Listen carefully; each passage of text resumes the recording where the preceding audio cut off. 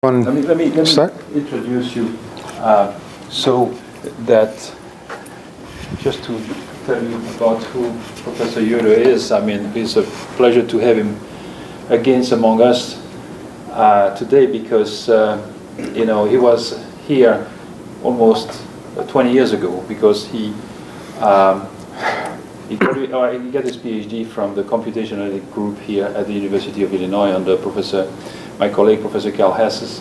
And after that, he moved actually to Switzerland for 6 years to work at the ETH in Zurich on Simulation 2 with Wolfgang Figner, I think, right? He liked it so much there that he wanted to stay forever. But you know, at some point, you know, you have to decide what you're going to do in life. And he came back in US, but not without bringing something from Switzerland, because his wife is Swiss, so he brought her back. And then he worked at Bell Labs for 4 years, and then after that he became a faculty at Georgia Tech. So today he's going to tell us about his work on device simulation of gallium nitride and the generation of microwave, okay, and also RTD. All right, well, thank you very much for the introduction, and also thank you for the opportunity to address the micro and nanoelectronics graduate students here at UIUC. It's wonderful to be back again on the campus and see all of the construction that's taking place, which, as I was telling Dr. Pop in my book, shows it's a good sign. It shows that there's money flowing into the campus, and that's a wonderful thing. Okay, so what I'd like to do is split the time between a nanoelectronic related topic and a microelectronic related topic. And the first topic I'll talk about is intrinsic tristability in resonant tunneling diodes. Now, intrinsic tristability is not a feature of every resonant tunneling diode. In fact, most of you are probably familiar with the textbook current versus voltage relationship of a standard RTD. And as most of you probably know, by applying bias across a double barrier structure like this, you can bring the quasi-bound resonant state into alignment with the thermal electrons in the cathode region. And as you bring the quasi-bound state into alignment, the current will tend to peak as a function of bias.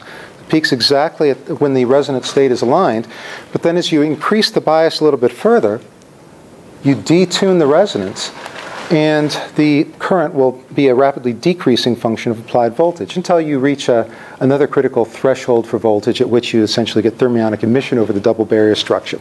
And it's this region in between the peak, the local peak, and the trough that you see exhibits some negative differential resistance. And as many of you device guys will know, and girls will know, you can actually exploit that region of NDR to generate oscillators, so sources of very high frequency radiation. For RTDs, this can be all the way up to several hundreds of gigahertz, but unfortunately at low power, at least right now. However, not all RTDs behave that way. In fact, there's a special class of resonant tunneling diodes which behave in a very, very different way.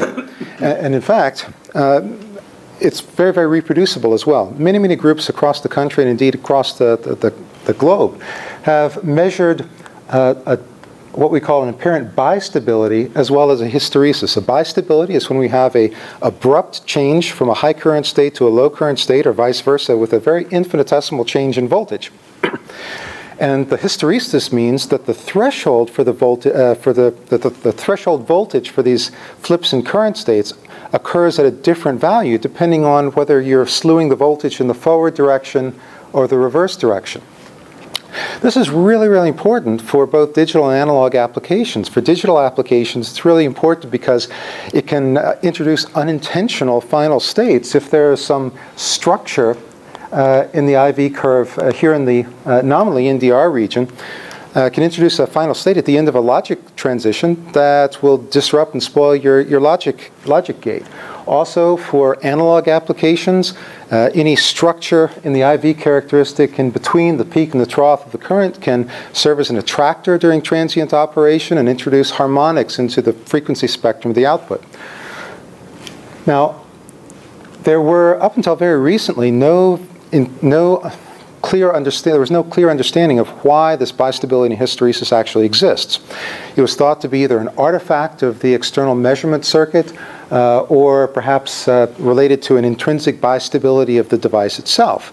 Now, in my personal experience, not many devices are truly bistable and exhibit, how should I say, discontinuities in their physical characteristics.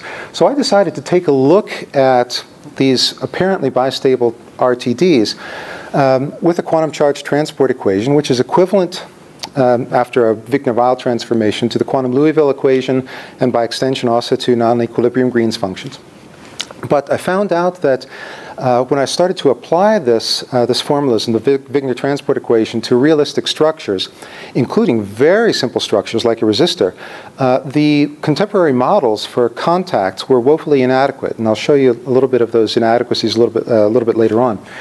So some of the innovations that my group was forced to undertake involve the application of a new model for non-equilibrium boundary conditions. We'll see what sort of dangers equilibrium boundary conditions can get you into in a few slides.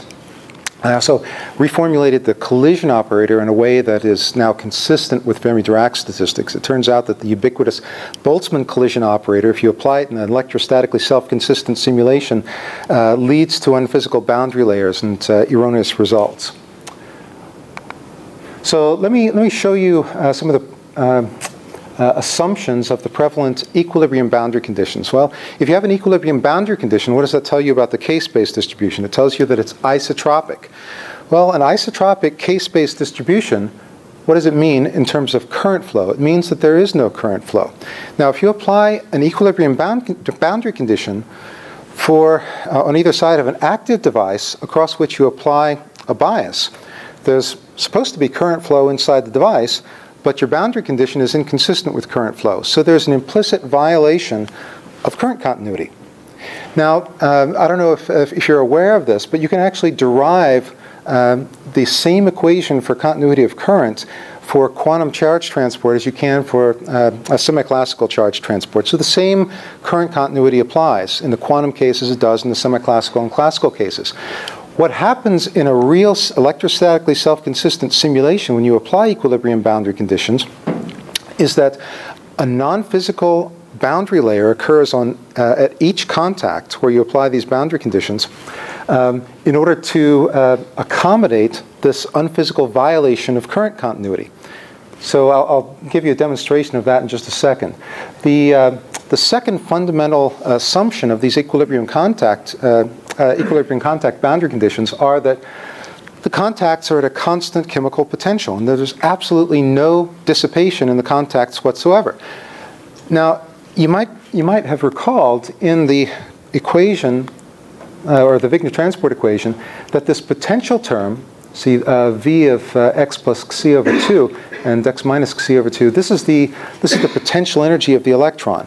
And as you see, the local potential energy of the electron as a function of position is a non-local function because of this integration over xc. So the electrons in the quantum mechanical case are responding to a non-local potential.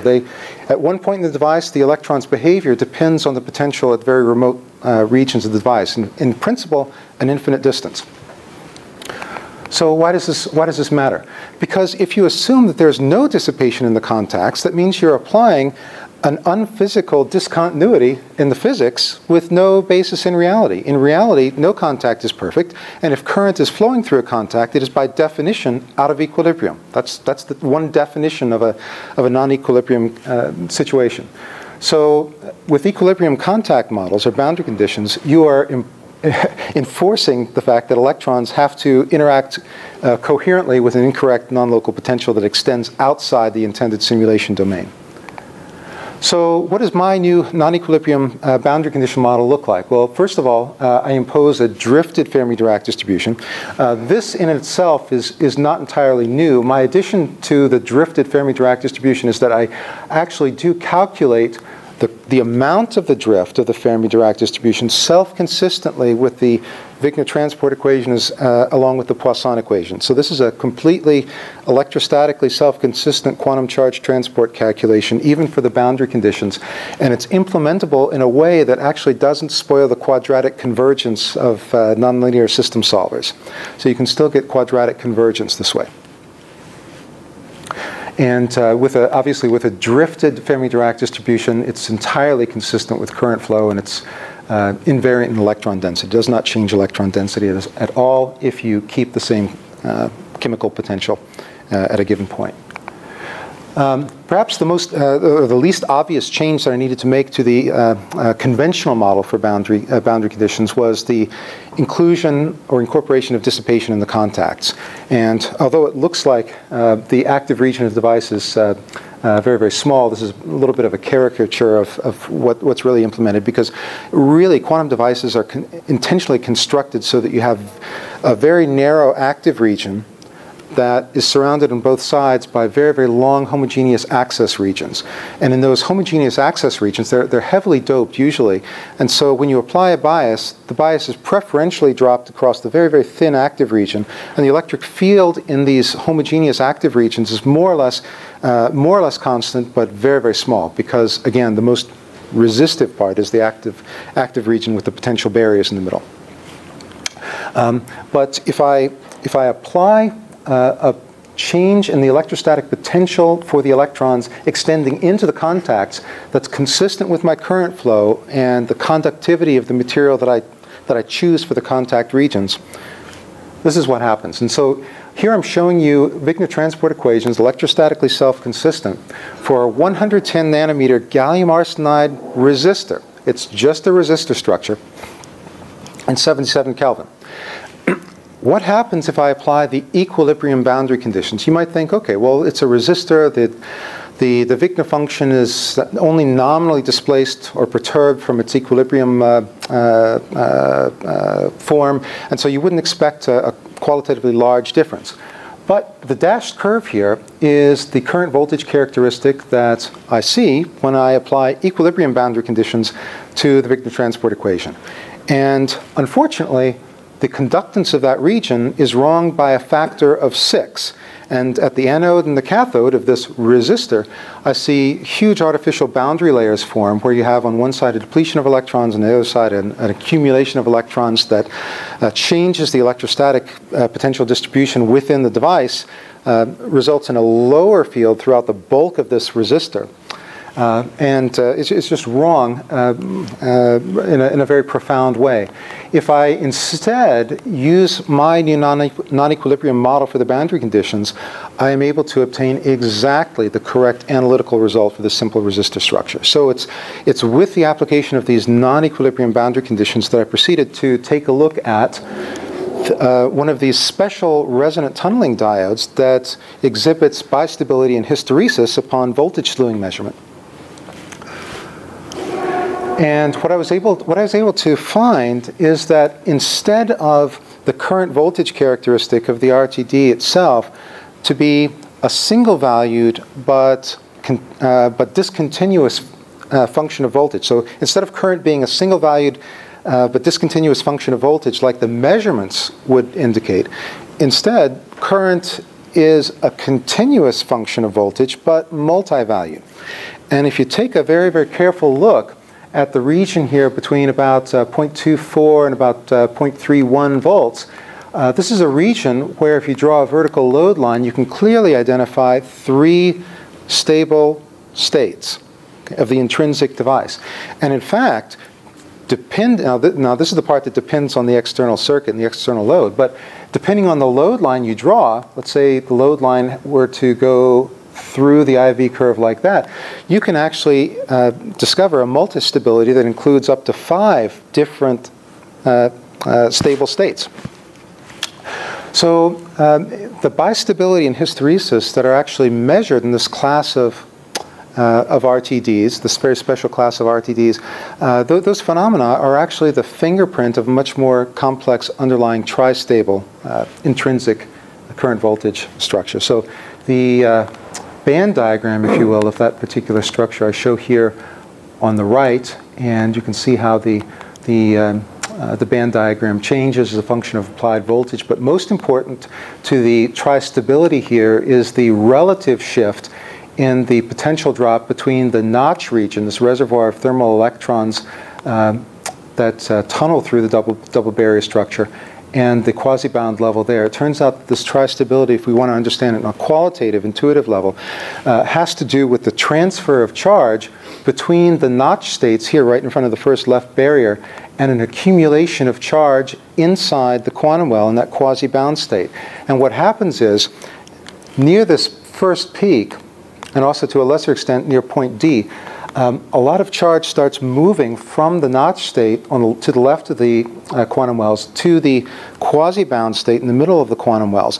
When that happens, the electrons that are in the quasi-bound state tend to screen off the electrostatic potential from the applied bias from the rest of the device to the left of it.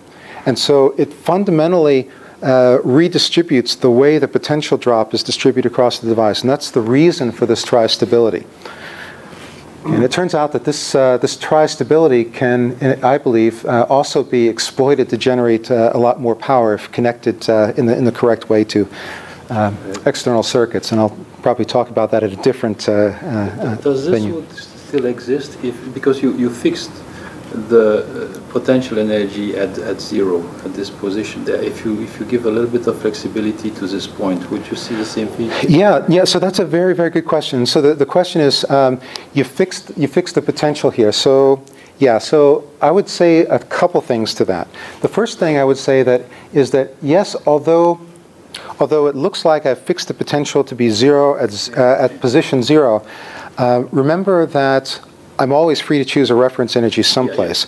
The other thing I would say, well, actually I have three things to say. The other thing I would say is that there is dissipation in the contacts. So if you imagine that the potential energy is fixed at zero here, realize that depending on bias, there's additional potential drop going on to the left. And because the reservoirs, these contacts, are semi-infinite, it's a little bit arbitrary as to where we say, where we take the potential drop across. So the way I've settled that controversy is I said, okay, I'm going to assume that the potential drop that I report is the potential drop across this active part of the region.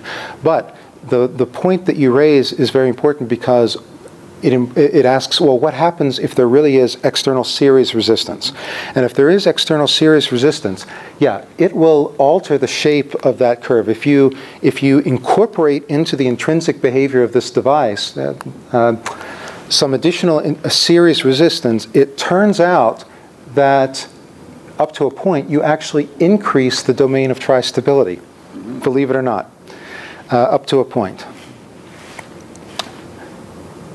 Okay, so I think the next point I want to make is the connection to the measurement circuit.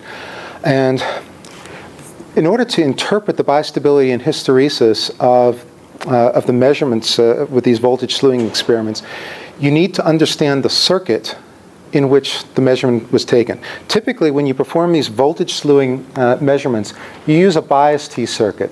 This inductor, well, there's always with your power supply some parasitic series resistance, but this inductor is basically a big inductor that only allows DC through. This capacitor is a very, very large capacitor that only allows AC through. But you basically bury the RTD in this bias T circuit. And it turns out when you put the RTD with this intrinsically tri-stable current voltage structure into the context of a bias T measurement, what happens is, coupled to the circuit, the only states which are on this intrinsic IV curve which remain exponentially stable are the states where the negative differential conductivity exceeds or is below a certain threshold.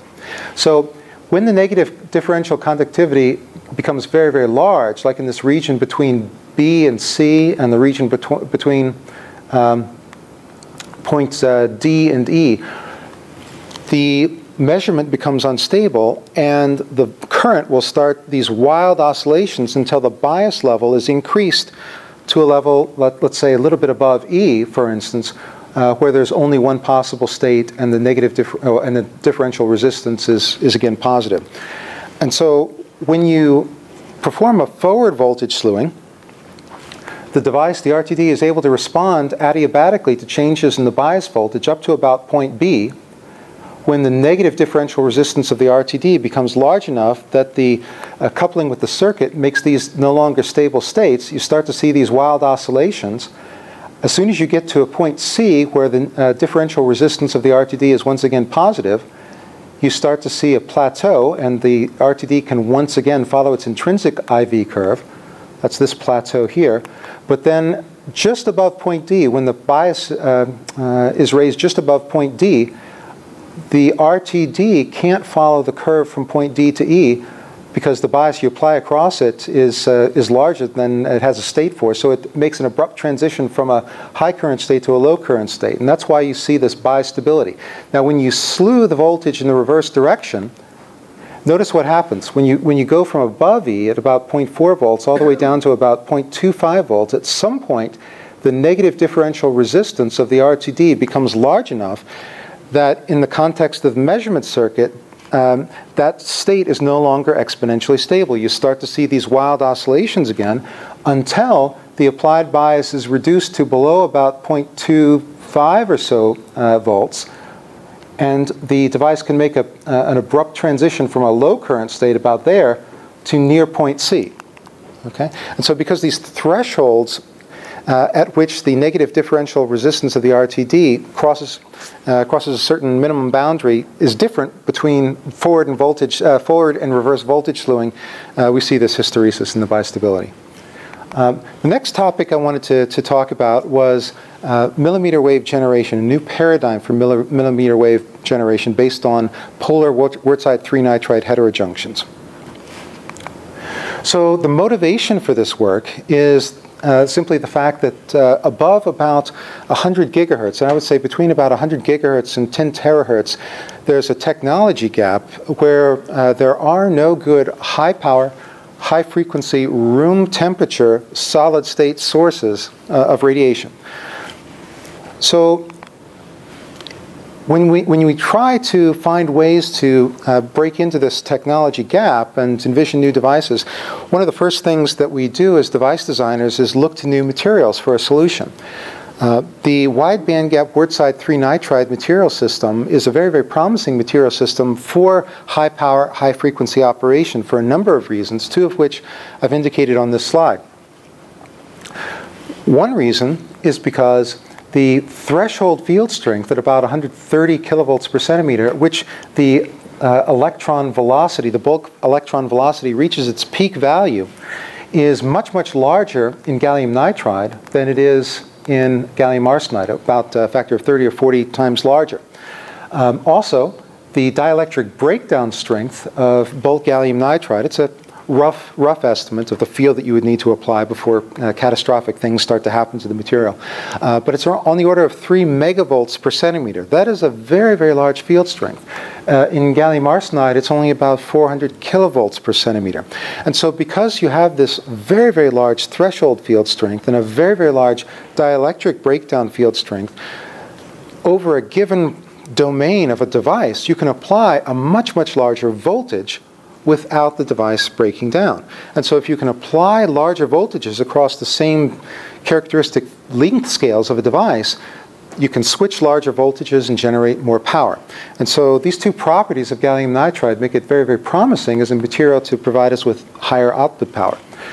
Also, if you take a look at the magnitude of the peak electron drift velocity in gallium nitride at room temperature, it's a little bit over 3 times 10 to the 7th centimeters per second. And by all accounts, that's larger than peak electron velocity in gallium arsenide at room temperature.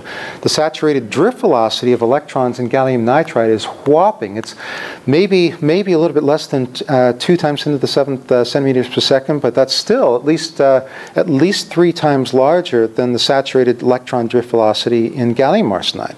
And so from the standpoint of electron speed, gallium nitride is also the clear winner. And if you can build a device with gallium nitride as opposed to gallium arsenide, all other things being equal, with the electrons moving faster, you can achieve higher speed oscillation.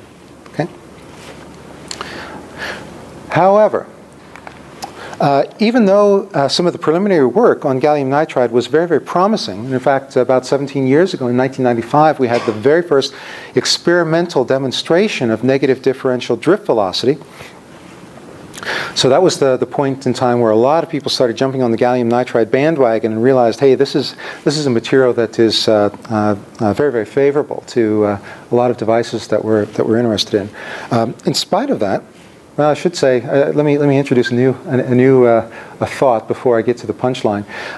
In the ensuing years, there were probably at least 24, I can count 24 theoretical investigations into the operation of Gunn diodes based on gallium nitride or related wideband gap wurtzite III-nitride materials. But in spite of all of these theoretical investigations into the operation of Gunn diodes at room temperature in very reputable archival journals, to date, not a single gallium nitride-based Gunn diode has ever been demonstrated. Isn't that amazing if you think about it? With all of the focused research effort in gallium nitride, they have still failed to generate a Gunn diode. And that's all the more puzzling when you consider the NDR. On experimental results? No, there have been successive experimental results. I didn't mention some of the results of Dimitris Pavlidis, who has been very, very active in this field. He also, a few years after this, demonstrated it. Okay. So it's commonly accepted, and all of the theoretical modeling corroborates this negative differential drift velocity. But it actually doesn't occur due to inter-valley transfer. It occurs due to a very subtle shift in the effective mass of electrons at high energy within the gamma valley. So it's a non-parabolicity related effect. So this, yeah. There is some inter-valley transfer that occurs on the other end here, but it's too late. That doesn't explain the effect. Doug, do you know how the measurements were done? Yeah, this measurement was done on a bulk NIN structure. And so he's measuring current versus electric field. Okay, but but in that case, could he rule out the heating effect? I suppose not. I suppose not. So I don't. So okay, and that brings up a more general point, which is, do any experimental measurements really correspond to the quantity that you really want to see? And I would argue no. I would argue that if you take a look at the peak current, I think that's probably a little bit suppressed below what it could otherwise be.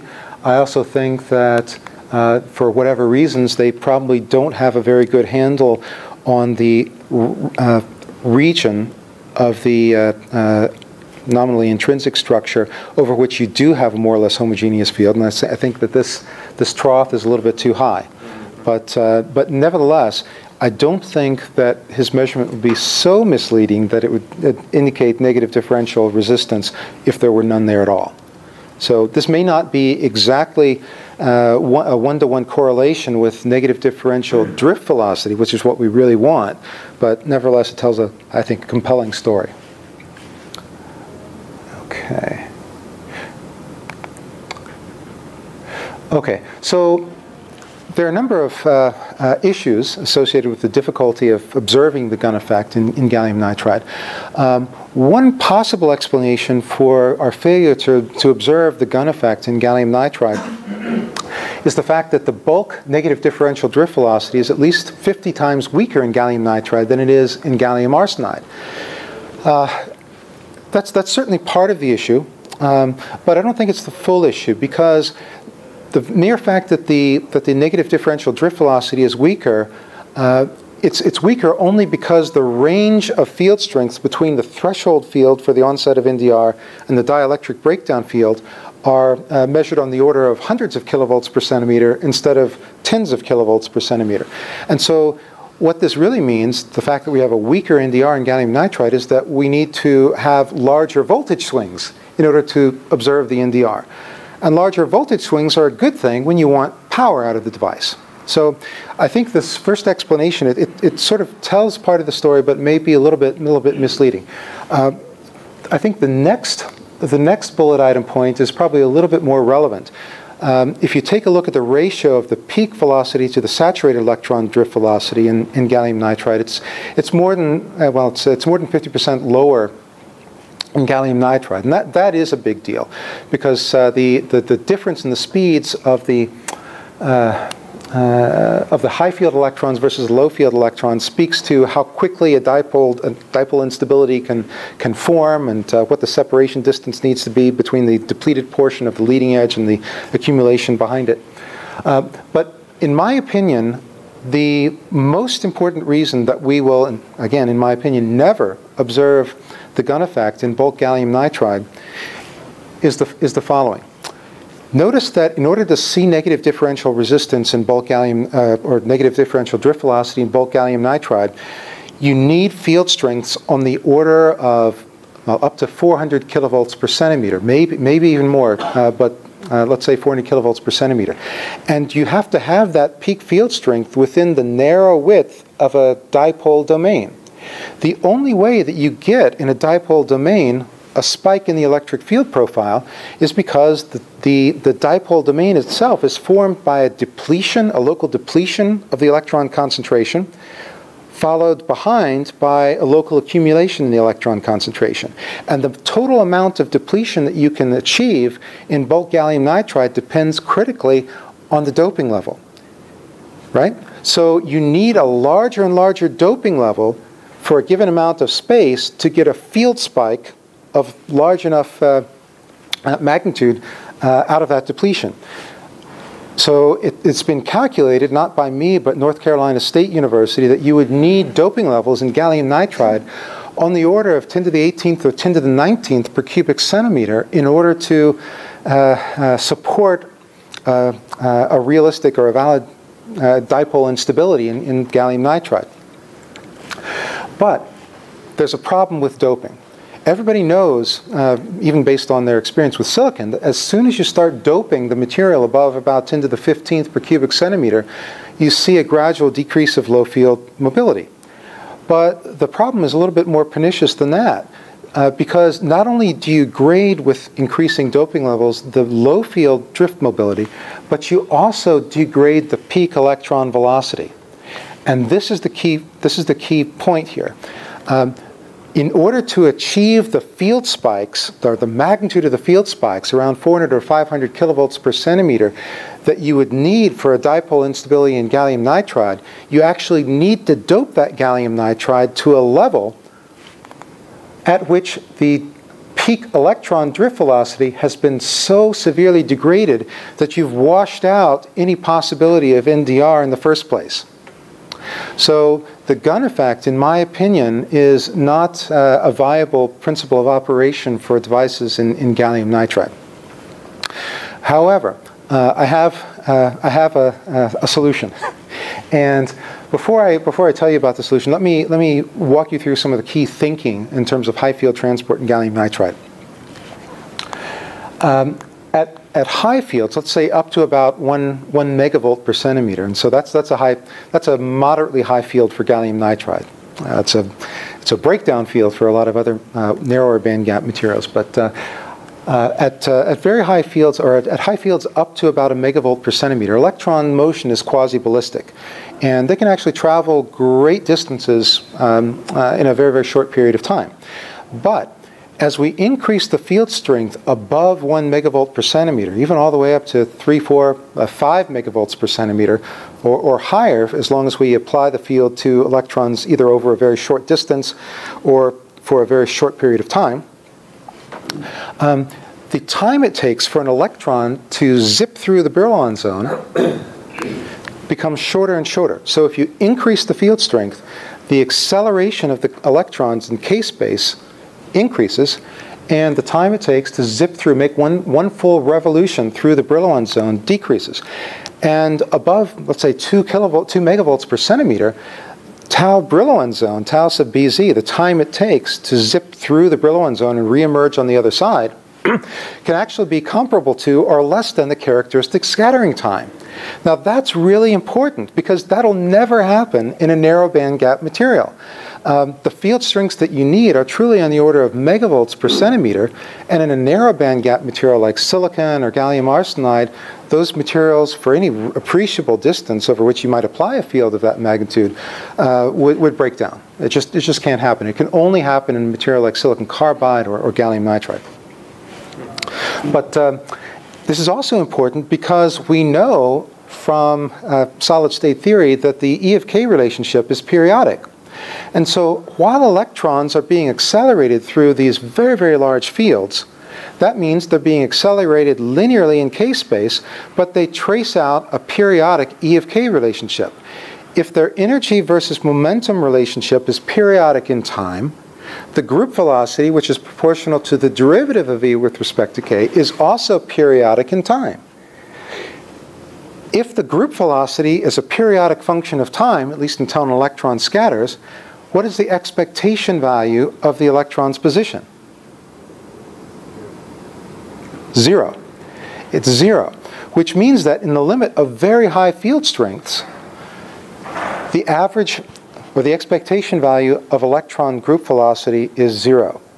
So these bulk velocity field curves that we see, they're truncated for gallium nitride at around a half a megavolt per centimeter. But we know that were we to continue that with, let's say, a dashed line out to electric fields tending towards infinity, we know that that curve needs to asymptotically approach 0 in the limit of very, very high field. Now, what happens when we decrease the field strength? So let's take a field strength that's very, very high, at which the tau Brillouin zone is very, very short compared to the characteristic scattering time, and reduce the magnitude of the electric field. Well, when we reduce the magnitude of the electric field, the time it takes for the electron to traverse the Brillouin zone increases gradually, and we start to see more frequent dephasing of the electrons. In other words, the electrons more frequently will interrupt these Bloch oscillations. Incidentally, Bloch oscillations are the oscillations that you would see with collisionless electrons moving through the Brillouin zone like that. So that's what they're called. But as we decrease the electric field strength, tau Brillouin zone becomes an increasing fraction of tau scat, and eventually they become comparable. And what we see is that average group velocity increases from large field strengths, very, very large field strengths, from 0 to a finite value as we decrease the electric field strength down to 2 megavolts per centimeter, 1 megavolt per centimeter, 500 kilovolts per centimeter, and so forth and so on. We say above 1 megavolt per centimeter, the average group velocity is going to be a decreasing function of electric field strength. And so these, what I call damped Bloch oscillations, represent a new physical mechanism for negative differential drift velocity, negative differential conductivity. And this is exactly what we need for the nucleation of dipole domains, or dipole instabilities. So my suggestion is to replace the heavy doping that you would need for a bulk effects Gunn diode instead with a polar wurtzite III-nitride interface. Why? Because these wurtzite III-nitride materials, number one, they're piezoelectric, so that means if you put a strain on them, they'll exhibit a macroscopic piezoelectric polarization, but they're also what we call displacive ferroelectrics, which means that they intrinsically, without any strain whatsoever, have a spontaneous polarization associated with them. According to Maxwell's equations, when you put one wurtzite III-nitride material on top of another in the form of a heterojunction, the discontinuity in macroscopic polarization induces a sheet charge at in the plane of the interface. And it turns out if you have aluminum gallium nitride on top of gallium nitride, the AlGaN is under biaxial tensile strain, and that generates a positive sheet charge due to the polarization. That positive sheet charge can be on the order of 10 to the 13th charges per square centimeter, which is easily an order of magnitude larger than anything you could ever get with a modulation doped structure in some of the narrower bandgap technologies. that huge positive sheet charge electrostatically attracts a two-dimensional electron gas underneath it. Okay? So my proposal is to replace this vertical bulk transport that you would see in a Gunn diode with instead electron transport in the plane of a polar heterojunction. Now, in order to nucleate these devices, we have to superimpose electrodes on them. So what I propose is to superimpose a triode structure, so a cathode, an anode, and a control gate, or if you will, a source, drain, and a gate electrode on top of this polar heterostructure. What does that do? Well, the source contact is our source of electrons. At the anode, the drain contact is where we're going to collect the electrons. But I use the control electrode, the gate electrode, as the source of nucleation. How does that work?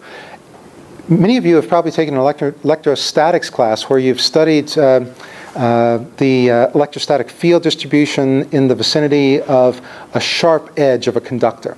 Anytime you have a sharp edge of a conductor, think of an AFM microscope, for instance, you have a spike in the electric field strength.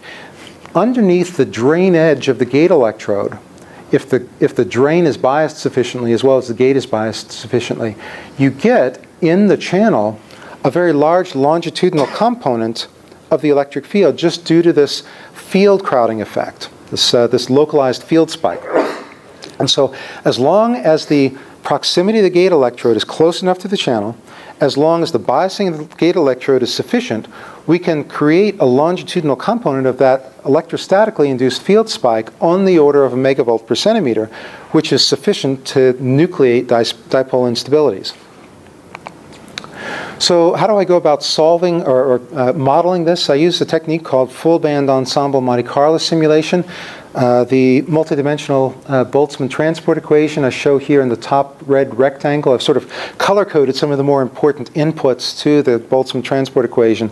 And you might, as you might expect, the electronic dispersion calculation, which gives us the group velocity, is a very important component.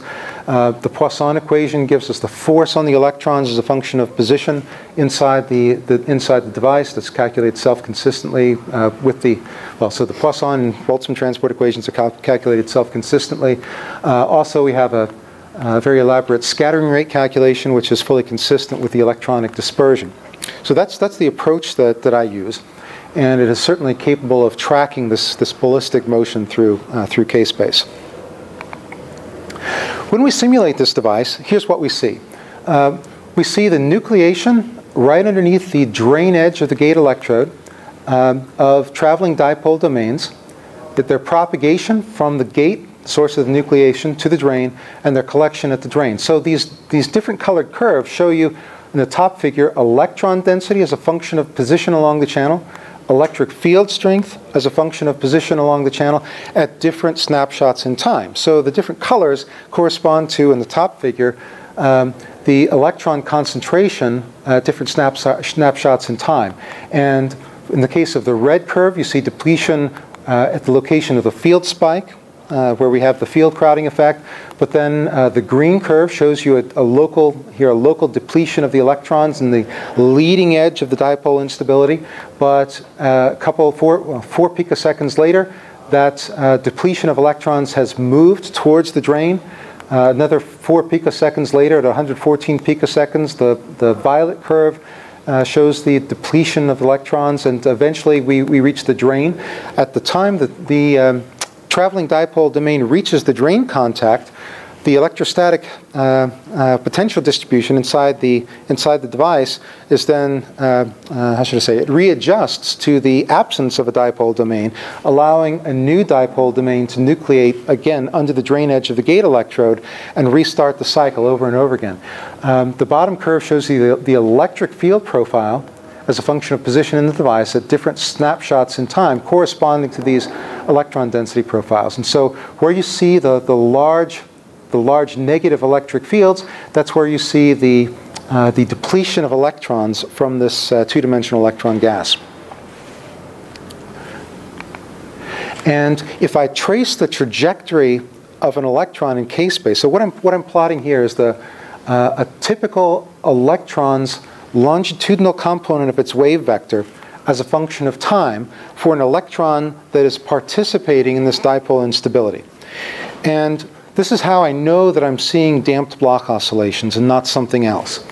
If you take a look at the region in time between about 39.23 picoseconds and about 39.28 picoseconds, I see that the electron is essentially drifting to the edge of the Brillouin zone and reemerging on the other side, drifting and then reemerging on the other side, and that represents a region of more or less unperturbed Bloch oscillations. But every time you see an abrupt discontinuity like here between a near mid-zone wave vector and another near mid-zone wave vector, that is indicative of a scattering event. So there's a scattering event here, there's a scattering event here, scattering events here and here. And so we see the trajectory and k-space of the electron is a combination of this unperturbed ballistic motion that gives rise to the Bloch oscillation, as well as some scattering that tends to dephase the electron motion.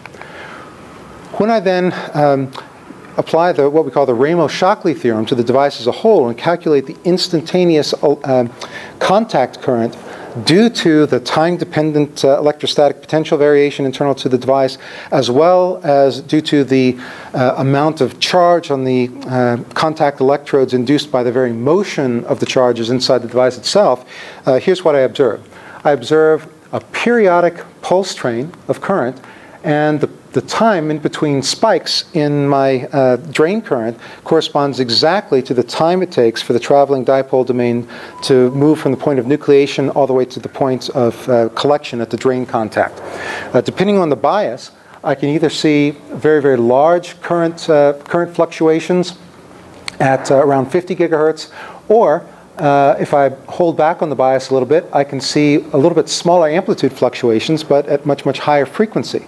So even with biasing alone, I have some ability to adjust the oscillation frequency. But clearly, the most fundamental determining factor for the frequency of oscillation of this device is the separation between my control electrode and the anode. Okay, so that's about all I had to present for you today. I'm, I think, exactly at 45 minutes, so I did leave time for questions. I have to leave because I have my class here. So can someone actually monitor the question and answer here? Yep. Okay. I'll see you now. Great, thank you so much. Question? In your resonant tunneling diode simulation, do you have a sequential tunneling from first electronic quantum value then to the... No. That's a very good question. So there are many different models of RTDs. Let me go back to my model.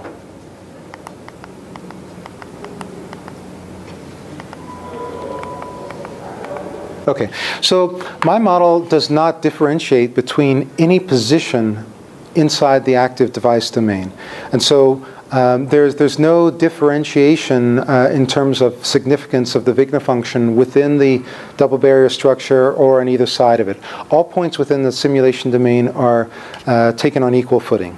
And you can see that based on this equation itself. It's probably coherent, right? This is, how should I say, the transport is mostly coherent, but not entirely. Where do you get the incoherence? The collision operator gives you both energy dissipation as well as momentum relaxation. Now, I have the ability, obviously, as a theory guy, to adjust the characteristic time scale of these collisions, these elastic and/or inelastic collisions. And so that's more or less a free parameter of the simulation. However, for, let's say, bulk gallium arsenide, if we're simulating bulk gallium arsenide at 77 Kelvin, the drift mobility of electrons is well known. So I don't have much, if I want to simulate a real device, I don't have much flexibility in choosing that collision operator. It's more or less fixed because it has to be consistent with the conductivity that I would measure in a region of a quantum device that is more or less homogeneous, looking like a resistor. I have to be able to, my simulations need to be able to recover well-known limiting cases for which they're analytical results. Yeah, okay. And another question: can electron-electron scattering in your quantum well break the phase, or cannot? Can electron-electron scattering break the phase? Okay, so that's a very, very interesting question, and the answer to that is yes and no. The electron-electron scattering that's included in quantum charge transport models is the more or less long-range Coulombic scattering that occurs due to the self-consistent, and that's very, very, yeah, that's very, very important. Self-consistent calculation with the Poisson equation. The very, very short-range electron-electron interactions are very, very difficult to simulate because they introduce literally an order of magnitude and complexity in the simulations, and I'm not aware of any realistic quantum transport simulations that rigorously include that effect. But what I would tell you is the following: as long as the electron density remains relatively low, the electron-electron scattering is going to be less important than when the electron density becomes very, very high. If it's very, very high, and you're looking at a resonant tunneling effect like this, obviously the electron-electron scattering qualitatively has the effect of broadening the energetic distribution. And so it will tend to wash out the negative differential resistance qualitatively. Any other questions?